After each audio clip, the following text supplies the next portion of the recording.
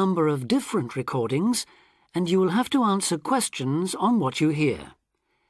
There will be time for you to read the instructions and questions, and you will have a chance to check your work. All the recordings will be played once only. The test is in 4 sections. Write all your answers in the listening question booklet. At the end of the real test, you will be given 10 minutes to transfer your answers to an answer sheet. Now turn to Section 1. Test 4. Section 1. You will hear a telephone conversation about opening a bank account. First, you have some time to look at questions 1 to 7.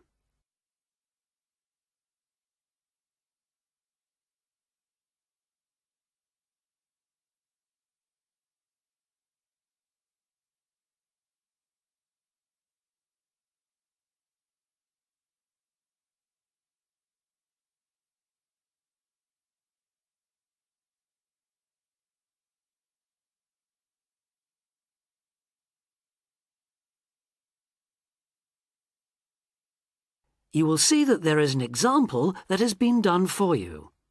On this occasion only, the conversation relating to this will be played first. Expats Helpline, Terry Davies here. What can I do for you? Hello, Terry. I've been in this country for a while, and I've just been offered a job in the city, so I think I'm going to need to open a bank account. I haven't had one before, so I'm wondering what papers I need. Well, basically you'll need to be able to prove to the bank that you're who you say you are and that you live where you say you do, okay? Uh-huh. And for some banks, at least, that means you'll have to show them 2 separate pieces of identity. So I'll run through the list if you like. Yes, please. Okay. I'll bring it up on the screen. Let's see. Here it is. Right. The first thing it says is a valid passport. The first document is passport. So passport has been written in for you. Now we shall begin. You should answer the questions as you listen because you will not hear the recording a second time. Listen carefully and answer questions 1 to 7. Expats Helpline, Terry Davies here. What can I do for you? Hello, Terry. I've been in this country for a while, and I've just been offered a job in the city, so I think I'm going to need to open a bank account. I haven't had one before, so I'm wondering what papers I need. Well, basically you'll need to be able to prove to the bank that you're who you say you are and that you live where you say you do, okay? Uh-huh. And for some banks, at least, that means you'll have to show them 2 separate pieces of identity. So I'll run through the list if you like. Yes, please. Okay. I'll bring it up on the screen. Let's see. Here it is. Right. The first thing it says is a valid passport. Mine's Australian. Yes, that would be fine, of course. The next one is a driving license, and again, one from your country would be okay. Then that's followed by birth certificate. Oh, hang on, that's only if you're under 18. Which I'm not. Right, so not that then. But you can also show them a benefit book. For instance, if you're in ill health or unemployed or getting income support. Yes, I could bring that. Or a letter from my employer, maybe? Well, that's not actually on the list, so we'll have to assume you can't. Okay. And to prove where I live? Again, there are several possible things listed here. For instance, you could use a bill for council tax or something else for where you live, such as an insurance certificate. I've got one of those, somewhere among all my papers. But what about bills? Things like phone bills, I mean. As long as it has your address on it, yes, fine. So a bill for my mobile would do, would it? I'm afraid it would have to be for a fixed line phone.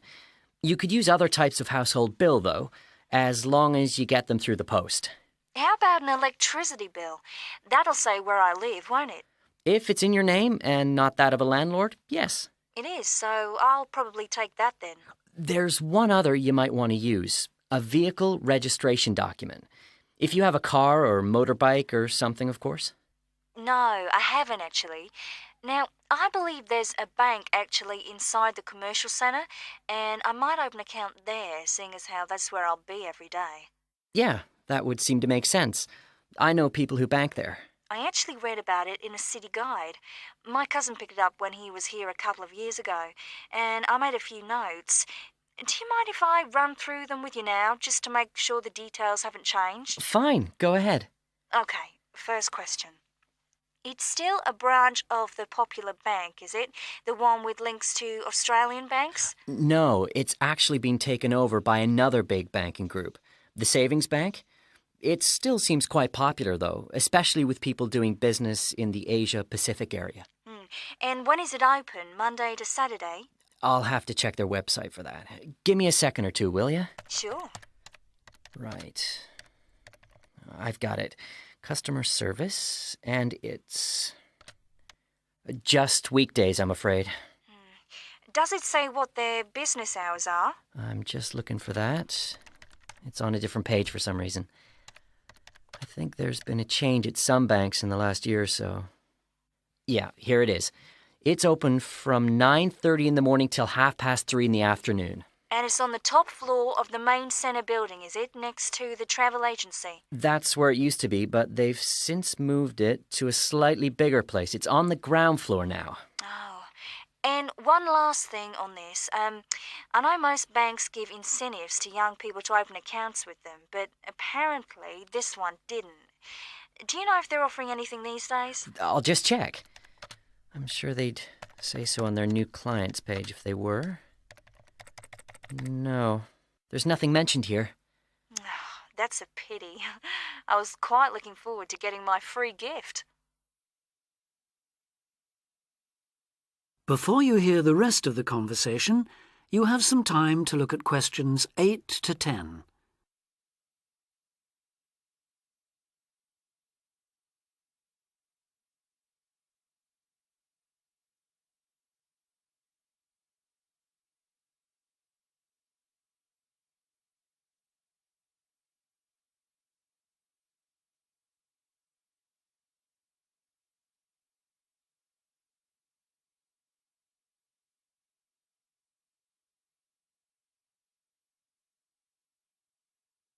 Now listen and answer questions 8 to 10.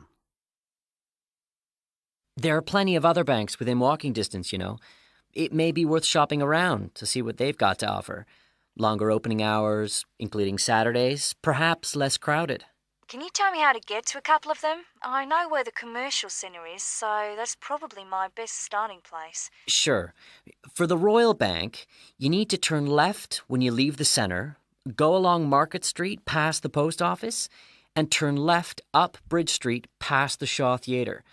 Then you take the first right. You'll see an internet cafe on the other side, and the Royal is just a bit further along on the right, directly opposite the Park Hotel. Okay, I've got that. What about the Northern Bank? For that one, you turn right as you come out of the centre and go along Market Street until you come to the junction with West Street. There you turn right again and carry on up as far as the next junction where you take a left. You'll see the bank from there. It's the third building on the right. Fine. And the last one, the National Bank? You can go either way from the centre, really. Up West Street or Bridge Street and then along past City Hall. The bank is on the other side of the road, right next to the tourist office. You can't miss it. Great. Thanks a lot for your help. Anytime. Bye. Bye. That is the end of section 1. Test 4, section 2. You will hear an extract from a talk about employment interviews. First, you have some time to look at questions 11 to 14.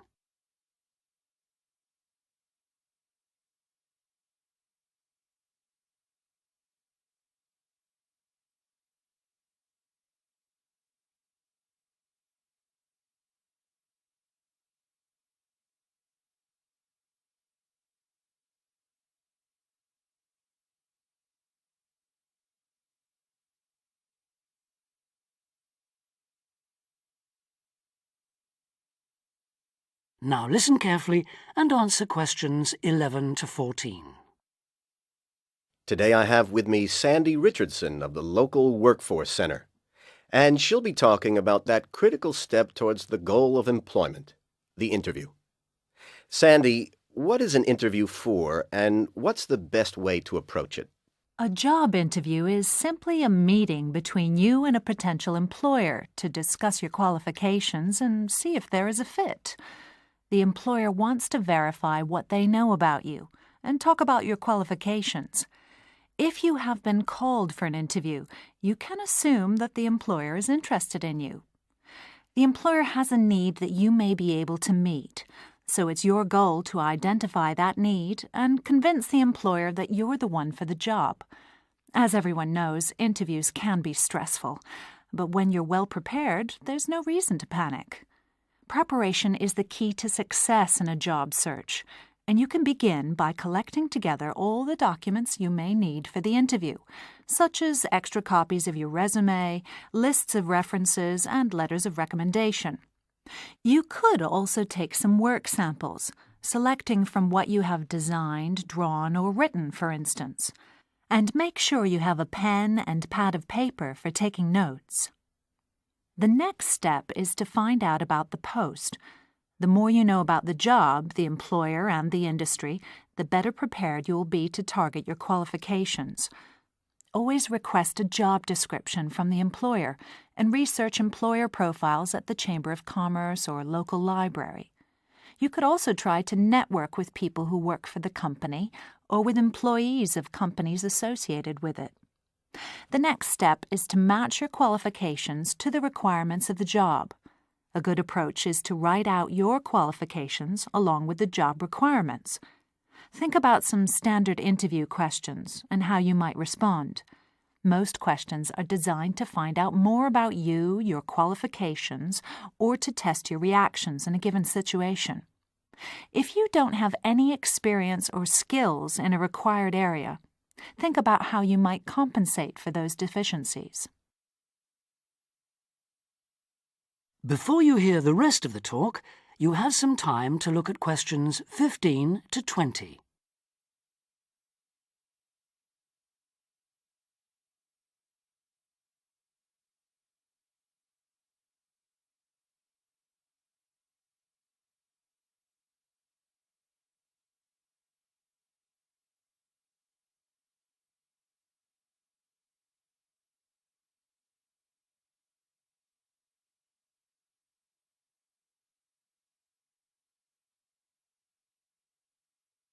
Now listen and answer questions 15 to 20.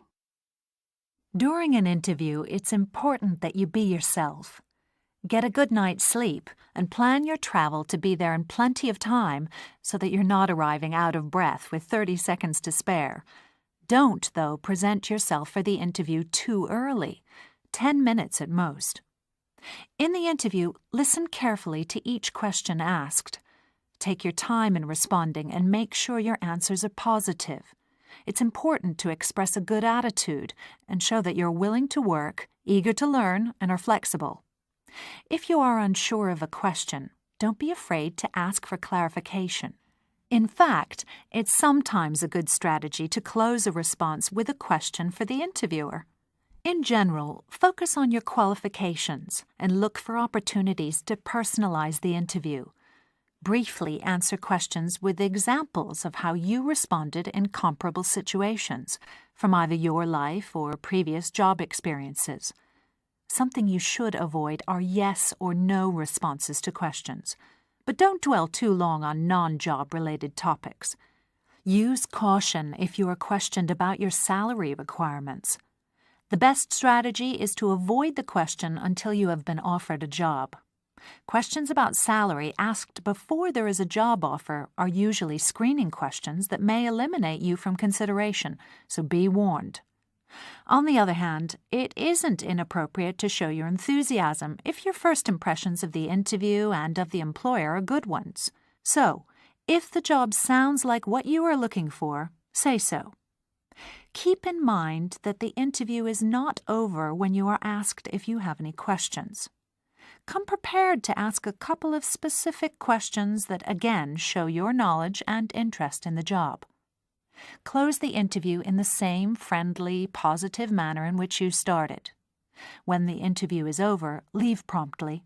Don't overstay your time. Think about the interview and learn from the experience. Evaluate the success and failures. The more you learn from the interview, the easier the next one will become. You'll become much more confident. To close, here are a few more tips. First, maintain good eye contact throughout the interview and be aware of nonverbal body language. Second, dress a step above what you would wear on the job. Go to the hairdressers, have a shave, etc. Remember that your appearance is a key indicator of whether you have the right attitude, so it can pay to give some thought to how you look. And finally, don't be a clock watcher. That is the end of Section 2. Test 4. Section 3. You will hear a tutor and some students discussing choosing courses at a college. First, you have some time to look at questions 21 to 24.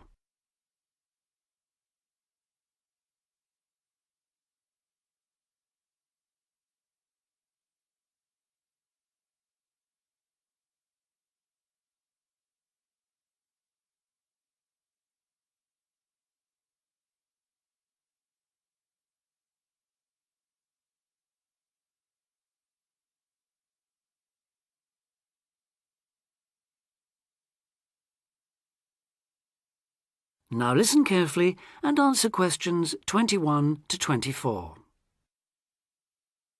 As you know, this week you choose your modules for the first year of study. So this introductory meeting is aimed at helping you make informed choices.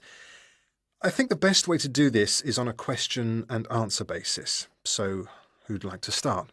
Pat? Yes. There's something I've been wondering about. Will my choice affect my career opportunities? Well, for most students, the choice of Level 1 modules won't be crucial in terms of a later career. In fact, many graduate-level jobs will accept graduates from a range of degree courses. Employers will often be at least as interested in how well a student has performed academically and how the whole experience of university has developed the student as a person, as in the detail of the course options chosen. Selecting modules that will interest you and in which you think you will be particularly successful is therefore also likely to make good sense in career terms. On certain degree courses, though, module choice can be important. This applies mainly to vocational courses, where the degree confers an accredited professional training as well as university education. Usually the modules students are required to take will include all those needed to meet those professional requirements. Your academic department, in this case chemical and process engineering, and the university's career service will be able to advise you, and will be pleased to help you sort out anything you're not certain about. Right. Before you hear the rest of the discussion, you have some time to look at questions 25 to 30.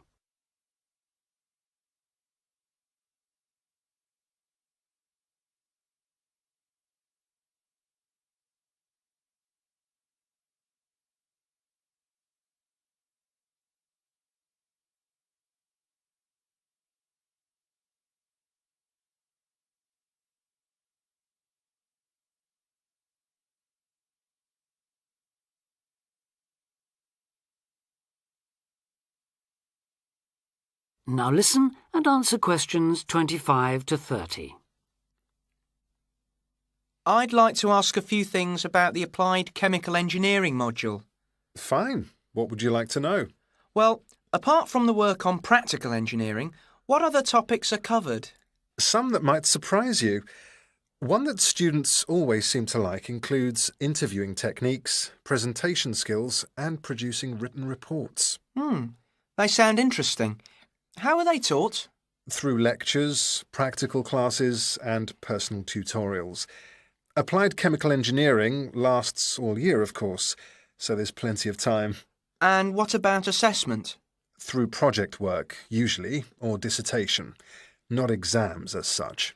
Is that the same for the information technology part of the module? Yes, things like word processing and learning to create spreadsheets are tested in a similar way on this module.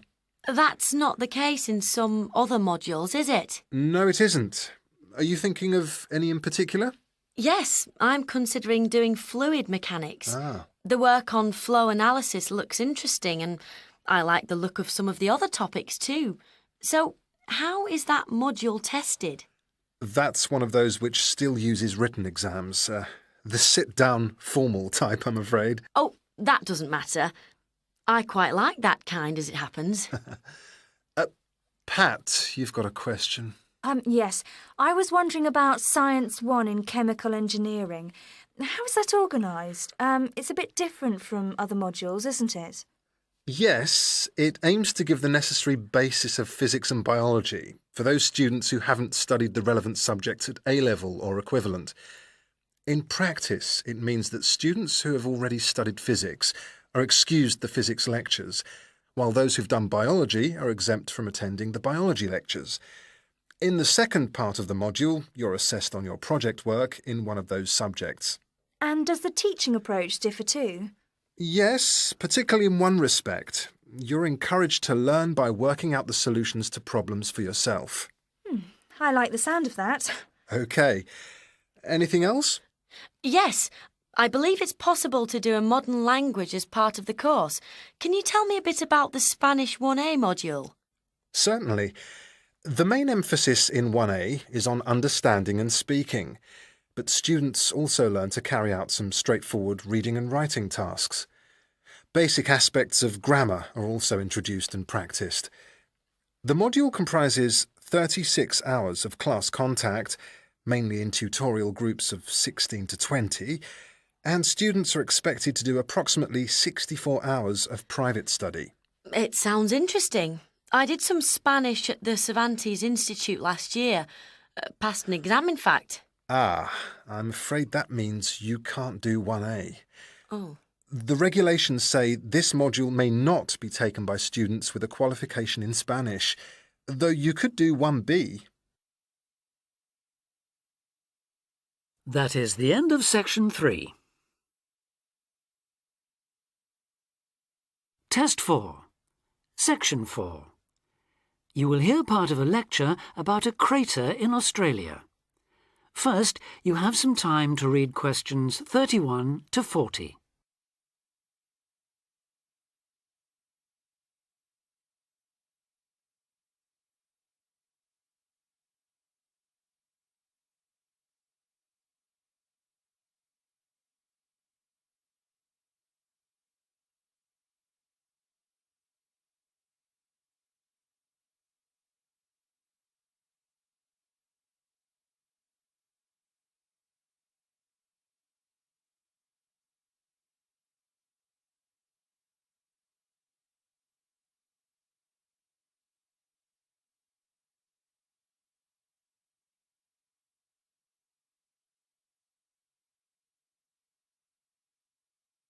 Now listen carefully and answer questions 31 to 40. Lake Acraman in South Australia is Armageddon for the purist. No other meteorite impact on Earth has stamped the surrounding rocks with such an abiding, unequivocal geological record of collision, earthquake, wind, fire and tsunami, the giant waves formed by major Earth movements. The story it tells is elemental, without dying dinosaurs or even Bruce Willis to complicate its simple message of destruction. First, the numbers. About 590 million years ago, a rocky meteorite more than 4 kilometres across and travelling at around 90,000 kilometres an hour slammed into an area of red volcanic rock about 430 kilometres northwest of Adelaide. Within seconds, the meteorite vaporised in a ball of fire, carving out a crater about 4 kilometres deep and 40 kilometres in diameter, and spawning earthquakes fierce enough to raise 100-metre-high tsunamis in a shallow sea 300 kilometres away. Ancient, stable and unglaciated, the bedrock of Australia preserves some of the most photogenic impact craters in the world. Acraman is not one of them. 500 million years of erosion has taken its toll. A salt pan surrounded by low hills is all that remains to mark the site of the cataclysm. The true nature of the place dawned on geologist George Williams of Adelaide University in 1979. Gazing at a sheaf of newly acquired satellite images, he saw the small circular shape of Lake Acraman surrounded by a ring of faults and low scarps 40 kilometres across, and an outer ring twice this size. A year later, he made it to the site. On islands near the centre of the lake, Williams found bedrock shattered in a conical pattern that experts consider a sure sign of a meteorite impact. Except for a crater, which had long since eroded, the area was a textbook example of an impact site. In 1985, further intriguing evidence turned up. Vic Gostin, another Adelaide geologist, had been studying a thin band of fragmented red volcanic rock in 600-million-year-old shale in the Flinders Ranges, more than 300 kilometres east of Acraman. To his bewilderment, the volcanic chunks turned out to be 1 billion years older than the shale. Where had they come from? Comparing samples, Gostin and Williams found that their rocks were identical. The red rock in the Flinders Ranges had been blasted there from Acraman. Later, the same material turned up at sites 500 kilometres from Acraman.